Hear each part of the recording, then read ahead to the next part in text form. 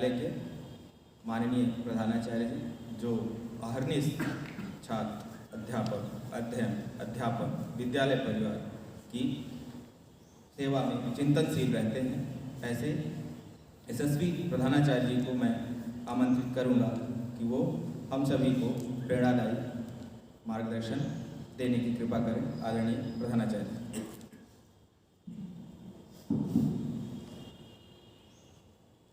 ज्ञान के अधिष्ठात्री मासार्थ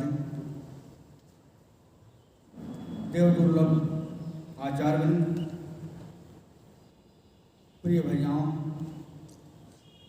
एवं मालियों, कोरोना काल के एक लंबे संकट से उभरते हुए हम सब आज इस वंदना सत्र में एक साथ बैठ करके कुछ हमारे द्वारा निर्देश प्राप्त होंगे, चाहे उसको आप निर्देश समझिए, आदेश समझिए, लेकिन एक तरह से उसको अगर आप पालन करेंगे तो आप अपने लक्ष्य को प्राप्त करेंगे। विषय आप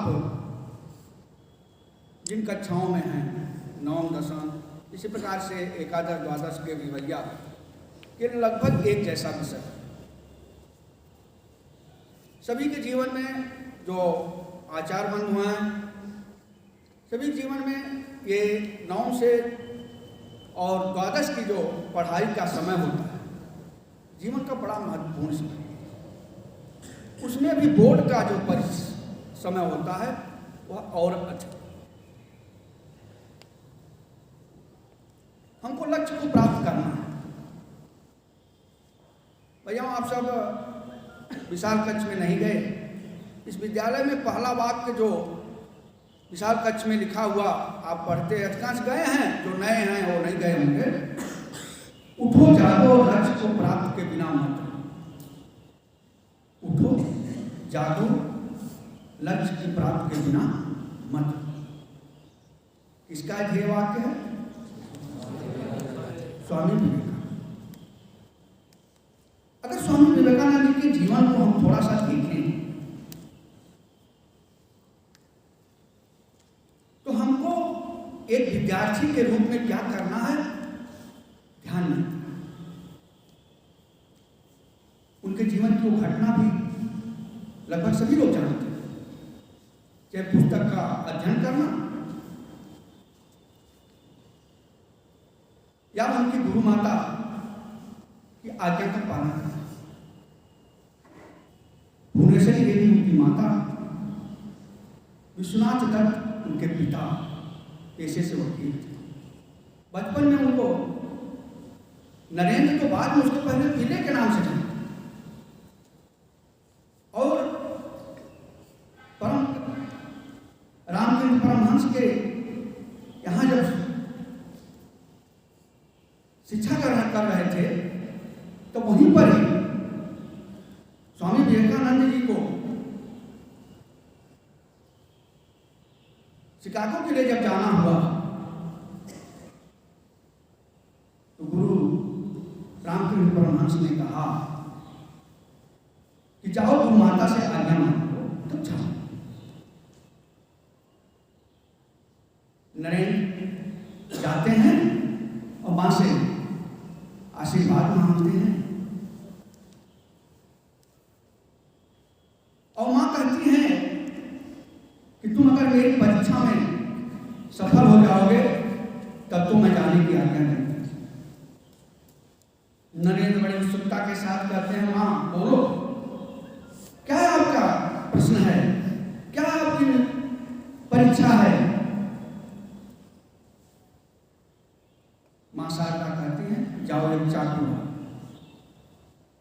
नरेंद्र जाते हैं, चाकू ला करके मां को दे देते हैं।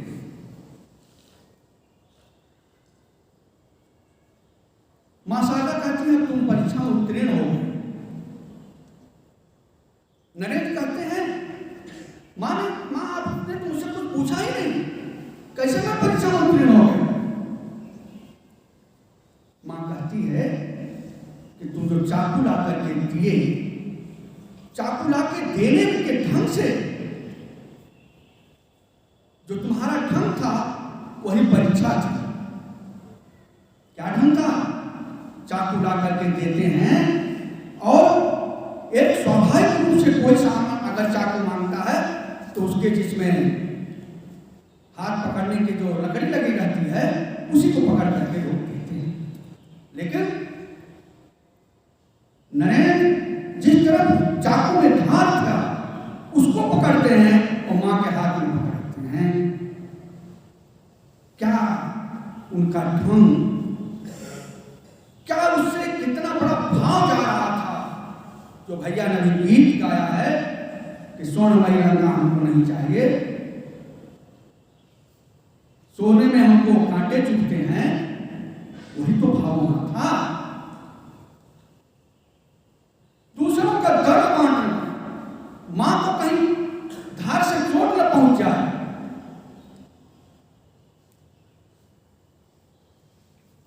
यही तो भाव था,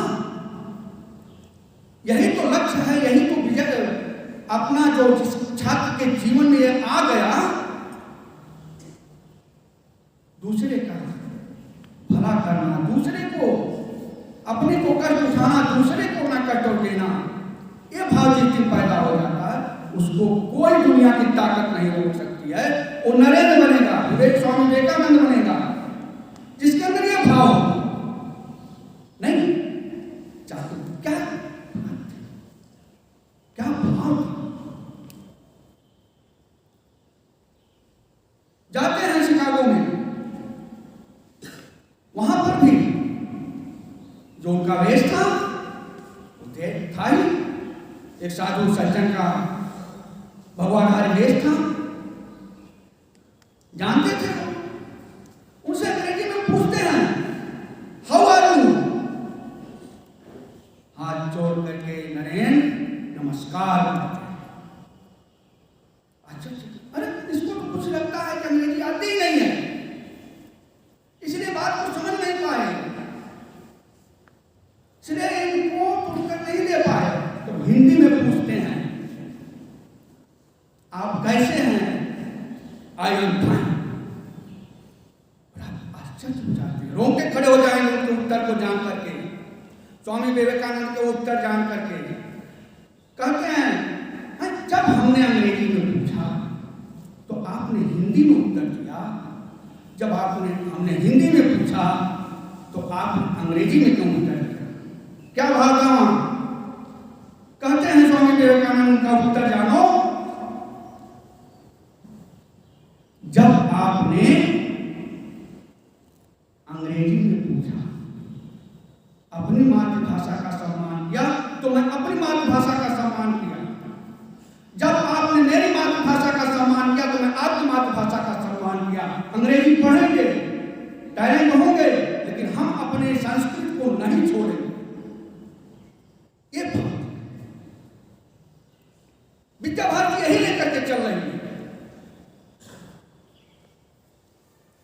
यही संकल्पना है विद्या भारती में। जिस विद्यार्थी के अंदर यह लक्ष्य है लेकर के चलेगा वह कभी असफल ही नहीं होगा, उसके सब पाकर भर जाएंगे, उसको सब नौकरी मिलेगी, नहीं तो जहां जाए वो भगा दिया जाए,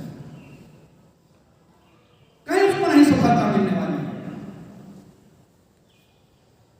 जिसको अपने संस्कृति के पर आज आपके सामने आपके विद्यालय को पढ़ाना चाहते हैं, ये केवल आपके पढ़ाना चाहते हैं। आज जब राष्ट्र अपने देश के प्रधानमंत्री बोलते हैं तो पूरे भारतवर्ष की जनता को अपना परिवार मानते हैं। वो भाव उनके भाई परिवार या कभी माता का भले रोल आ गया हो तो उसके लिए कभी चर्चा नहीं है। जिसकी मां घरों में बर्तन मार करके उनको पढ़ाया, आज देश का प्रधानमंत्री केवल अपने पूरे देश को अपना परिवार मानता है। तो आपका प्रधानाचार्य भी 200 परिवार इस बच्चे में पढ़ते से कर्मचारी से आचार्य से लेकर के सबको अपना परिवार ही मानता है।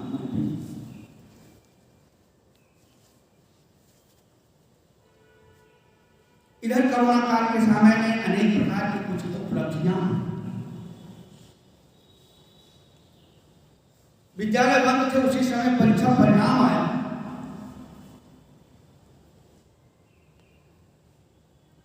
उसी समय आपके हाई स्कूल इंटर के बच्चों के अच्छे अच्छे अंक आए, जो वर्षों तक इस विद्यालय को बनी उससे बड़ी उपलब्धि थी, बात ला करके भैयाओं ने दिखाया।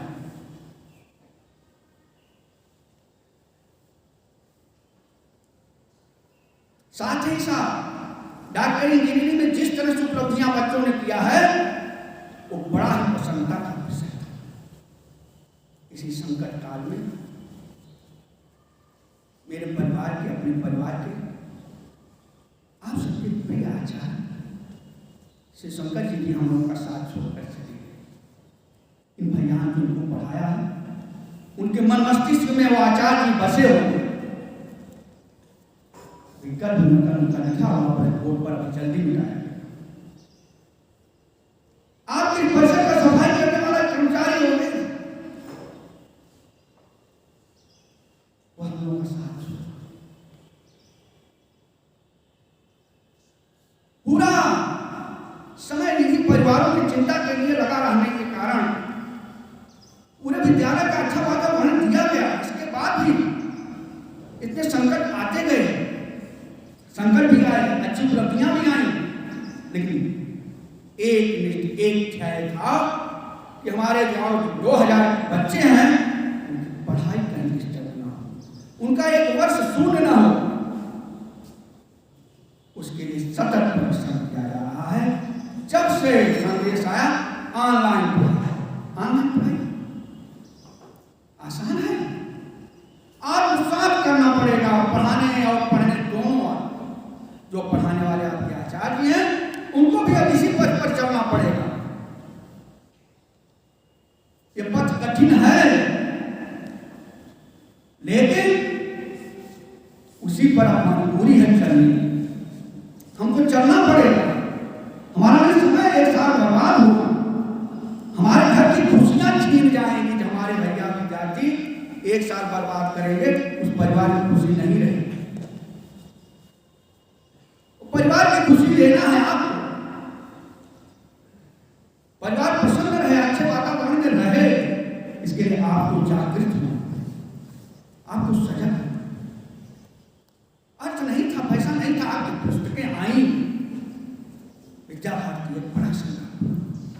हमारे विद्यालय का एक ही गरीब बालक है तो उसको हम शिक्षा देंगे, ये भी संकल्प। मदद कर रहे हैं ऐसे लोग जो हमारे पूर्व छात्र हैं, बढ़ चढ़ करके कि नहीं, सबसे ज्यादा संकट तो विद्यालयों पर है।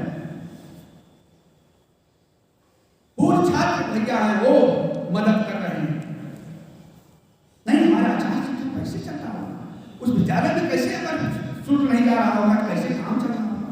वो दिन रात पढ़ाई कर रहे हैं, पढ़ करके ऑनलाइन शिक्षा दे रहे हैं, इसलिए उनके लिए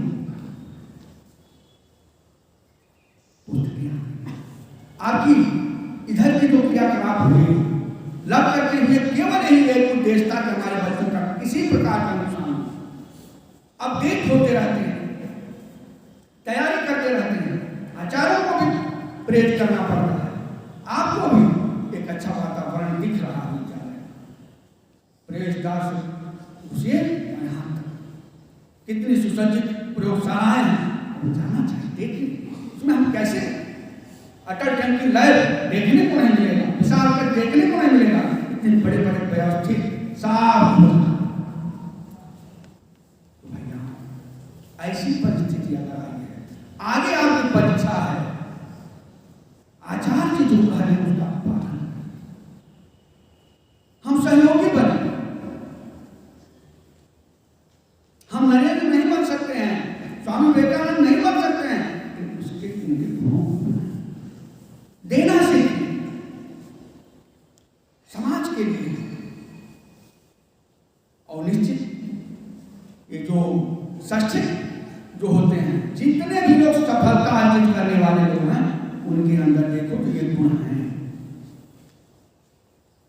जो बहुत सीमित सोच वाले हैं, व्यक्तिगत सोच वाले हैं, वो आगे नहीं बढ़ता। हमारी संस्कृति यही है, दूसरे का छीनना विकृत करी गई है, दूसरे को लेकर खिला करके संतुष्ट होना यही हमारी संस्कृति रही है। विवेकानंद समाज आगे पूछा गया, यहाँ पे क्यों नहीं वेश बदल करके खूब अच्छा जेंटलमैन वेश, उन्होंने यह भी कहा हमारे यहाँ किसी का व्यक्तित्व वेश से नहीं उसके चरित्र से आंका जाता है। हमारा चरित्र कैसा होगा, विद्यार्थी का विद्यार्थी कैसे चरित्र दिख रहा है क्या, अभिभावक हमारे भैयाओं की चिंता कर रहा है, अभिभावक अपनी भूमिका पता कर रहा है, अभिभावक का क्या काम है। हमारे भैया जा रहे हैं कोरोना काल में मास्क लगा करके जा रहे हैं, उनका वेश ठीक है क्या, उनका शुल्क समय से जमा है क्या, उनकी कॉपी किताबें ठीक से हमने ले दिया है क्या, उसकी चिंता है। ऑनलाइन पढ़ाई और मोबाइल की व्यवस्था कराना है और साथ साथ हमारा भैया हमारा बाल कहीं का दुरुपयोग नहीं कर रहा है, ये भी अभिभावक का काम होगा। घर में हम नहीं है, हम यहाँ प्रेरित करते हैं, समझाते हैं। हमारे भैया अगर संयम कर लेंगे तो निश्चित है, इसी के साथ संयम वाला भी है। शोध हुए हैं छोटे छोटे बच्चों पर 7 वर्ष की आयु पर एक बार शोध होगा, सबको टॉफी दे दी गई, सभी 7 वर्ष के बच्चों को टॉफियां दे दी हाथ में, कहा गया इसमें जो जितना ज्यादा समय तक रोक पाएगा, अगर 20 मिनट तक जो रोकेगा उसको दूसरी, 20 मिनट तक नहीं खाएगा उसको दूसरी टॉफी दी जाएगी। बच्चों को दे दिया गया, 5 रहे 6 रहे दे दिया, इधर देख रहे हैं एक टॉफी आपको खा रहे हैं नहीं खा रहे, हेलो कुछ तो अपना शाम है, कुछ खाने का जिनका मन देख रहे हैं और नहीं माने खा भी 3 मिनट हुआ खा रहे, देख रहे हैं खा रहे तो खा रहे हैं, दूसरा का भी खा रहे, तीसरा का भी खा रहे, जो बच गए 20 मिनट उनका जब लंबी आयु के बाद जब उनका परीक्षण हुआ तो सक्सेस सफलता अर्जित किए। क्यों? उनका मन एकाग्र था, वो संयमी के 20 मिनट तक अपने को रोक पाए, उनको दूसरी टॉफी तुरंत मिली, लेकिन जो नहीं रोक पाए अपने को इधर उधर विचलित हो गए। जब उनका बाद में परीक्षण हुआ तो ऐसे वाले जो 20 मिनट तक उनके दूसरी टॉफी में अच्छी अच्छी जगहों पर गए और जो नहीं वो कहीं सफल नहीं, दंड हुए, वो जेल में भी गए, जो बंद कर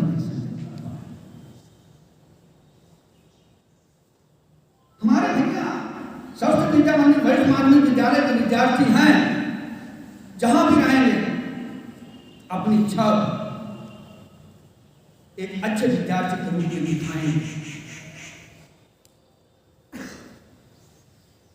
अपने गुरुजनों का आदेश का पालन करेंगे, अपने माता पिता की आज्ञा का पालन करेंगे। वो समाज में अनेक प्रकार के जो विकार हो रहे हैं उसमें नहीं प्रभावित होंगे, उनका तो संवेदनशीलता रहेगी। हम अपने सुख का हम दूसरे के ऊपर करते हैं, हमारे विद्या मंदिरों के बच्चे दूसरे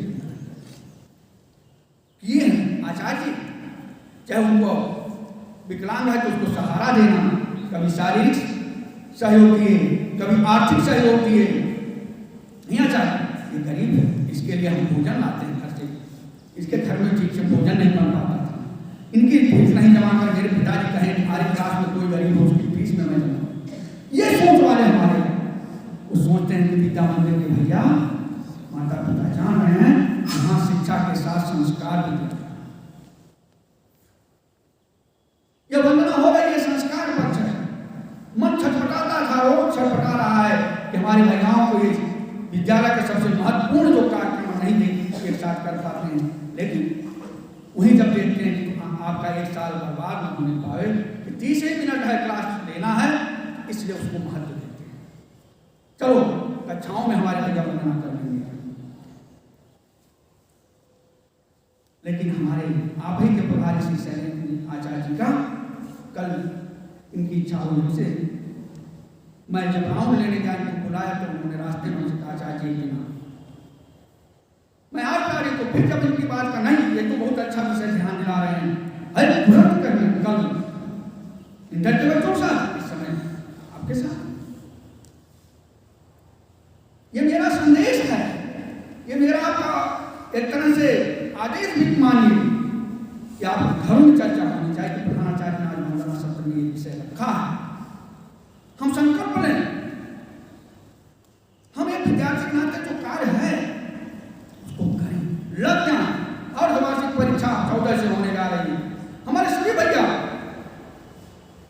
कक्ष में जो परीक्षा होने वाली है उसमें भाग लेंगे, उसमें अंक अच्छे आएंगे। हम ऑनलाइन वाली परीक्षा में भाग लेंगे, क्या दिक्कत आए, उसमें क्या समस्या है? अरे हमको आगे चल के कुछ पढ़ना है, यहाँ जो कि आगे चल करके हमको तो परीक्षा ऑफलाइन ही देनी है, तो हम एक बार परीक्षा दे करके शॉर्टकट रास्ता सीखें। बोर्ड में हमको परीक्षा देनी है तो हम इसमें करके अपने को कम, जब अवसर मिल गया तो हमको जो अवसर मिल रहा है कक्षा में परीक्षा प्रश्न पत्र हल करेंगे, वो करना, अंक भी अच्छे आएंगे। आपको आचार्य जी जहाँ से रोज थोड़ी सहयोग देंगे,